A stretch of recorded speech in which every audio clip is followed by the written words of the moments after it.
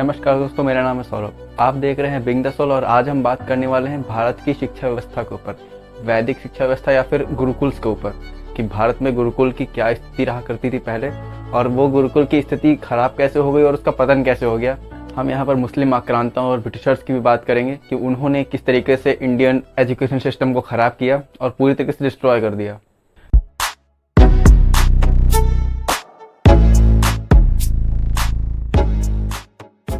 तो आप सब श्री राम, श्री कृष्ण, भीष्म पितामह, अर्जुन, चाणक्य, विक्रमादित्य, कृष्णदेव राय, पृथ्वीराज चौहान और इन सबको आप क्यों जानते हो कि इन्होंने समाज के स्वरूप के साथ साथ समाज का इतिहास भी बदला।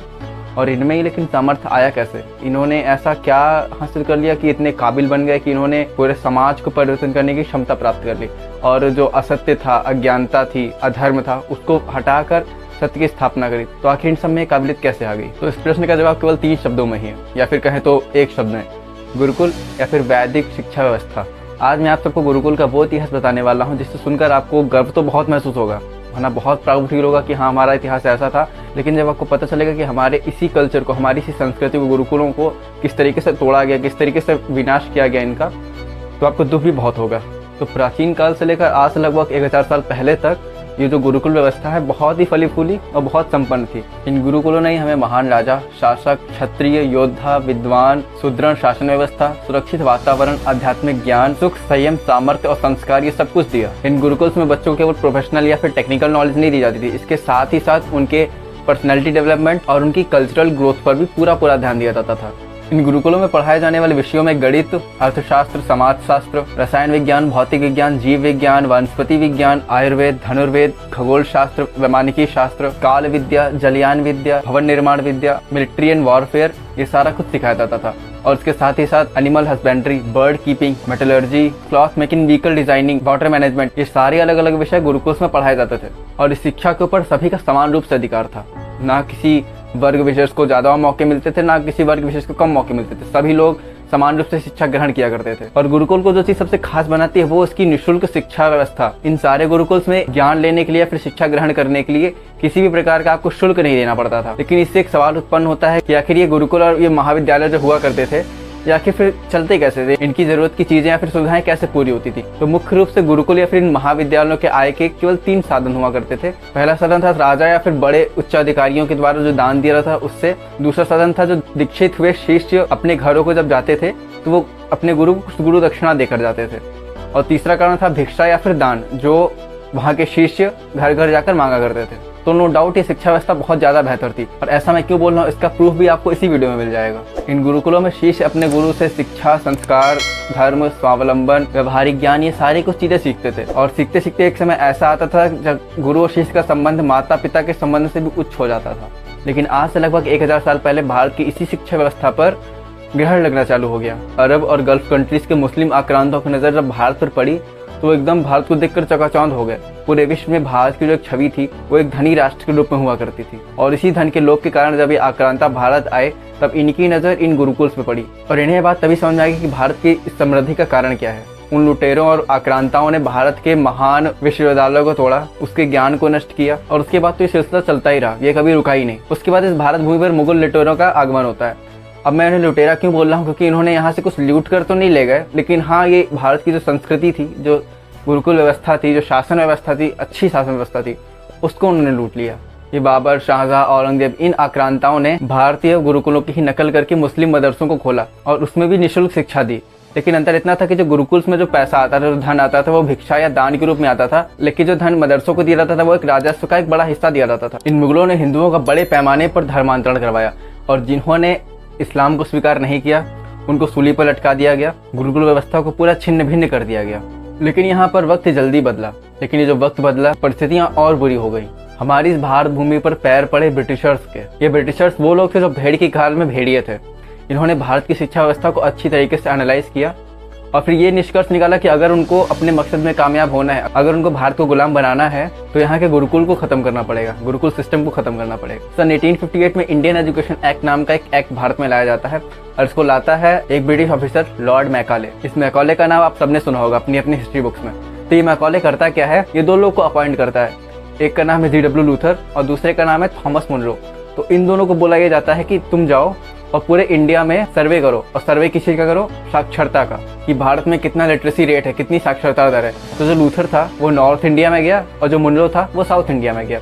लूथर ने ये पाया कि जो नॉर्थ इंडिया में साक्षरता दर है वो 97% है, और मुनरो ने ये पाया कि जो साउथ इंडिया में साक्षरता दर है वो पूरी 100% है। तो ये जानकर मुझे तो बहुत खुशी मिली, और नो डाउट आपको भी खुशी मिली होगी। लेकिन ये बात जानकर मैकॉले की रातों की नींद उड़ गई। मैकॉले ने किया क्या, ये इन गुरुकुल से इंस्पायर्ड होकर ही उसने कलकत्ता में क्रिश्चियन कॉन्वेंट स्कूल खोला। और जैसे हमारे गुरुकुल निःशुल्क होते थे, वैसे ही उसने इस स्कूल को भी निःशुल्क रखा। और एक गुरुकुल शिक्षा नीति से इतना ज़्यादा प्रभावित हुआ कि यहाँ की जो शिक्षा नीति थी, मतलब ऐसे सभी को अधिकार था शिक्षा के ऊपर, लेकिन इंग्लैंड में ऐसा नहीं होता था। इंग्लैंड में जो राजा होता था या जो हायर पोस्ट पे लोग होते थे, तो उनके बच्चों का अधिकार था शिक्षा लेने का। लेकिन भारतीय शिक्षा से इंस्पायर्ड होकर ही इंग्लैंड में शिक्षा सबके लिए लागू कर दी गई।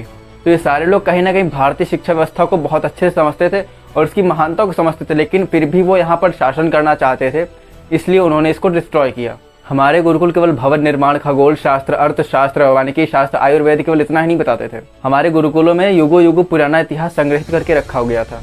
रामायण, महाभारत जैसे इतिहास पीढ़ी दर पीढ़ी आगे बढ़ाए जाते थे।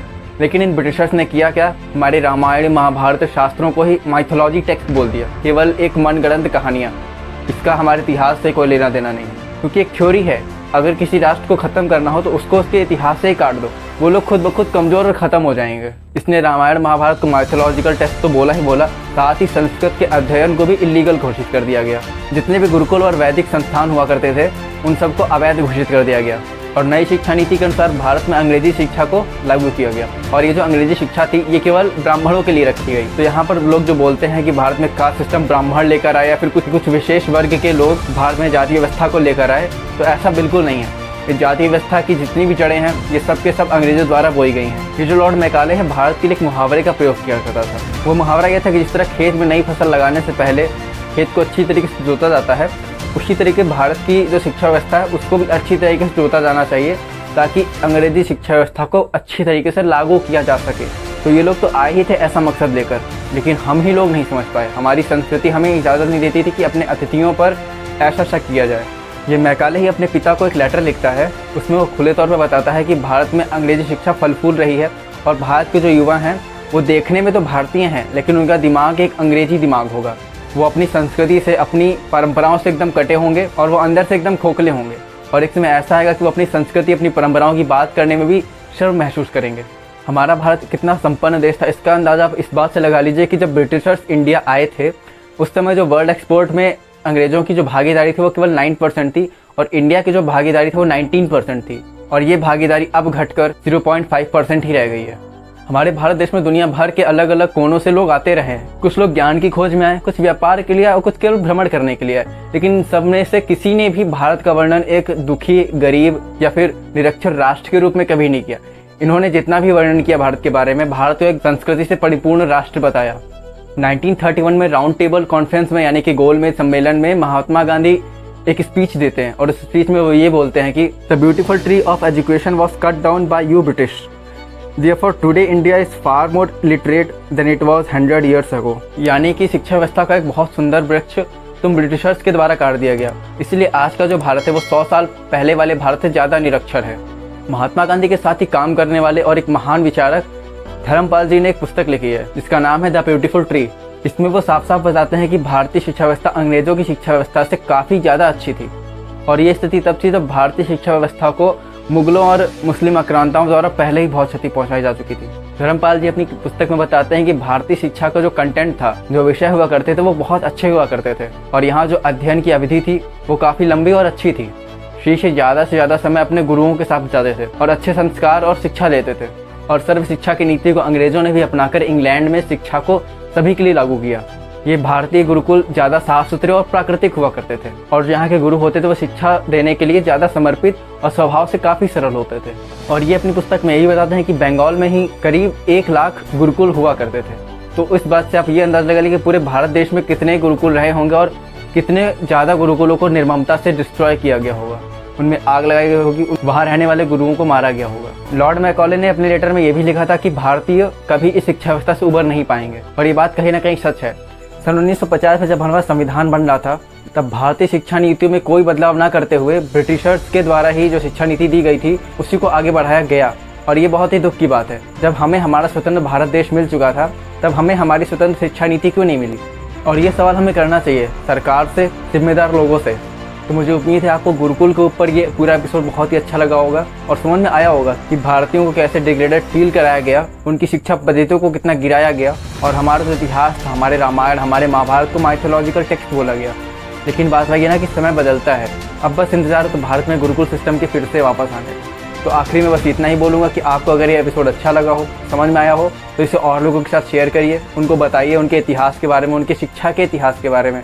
मिलते हैं अगले एपिसोड में, और बस तब तक के लिए मुस्कुराते रहिए।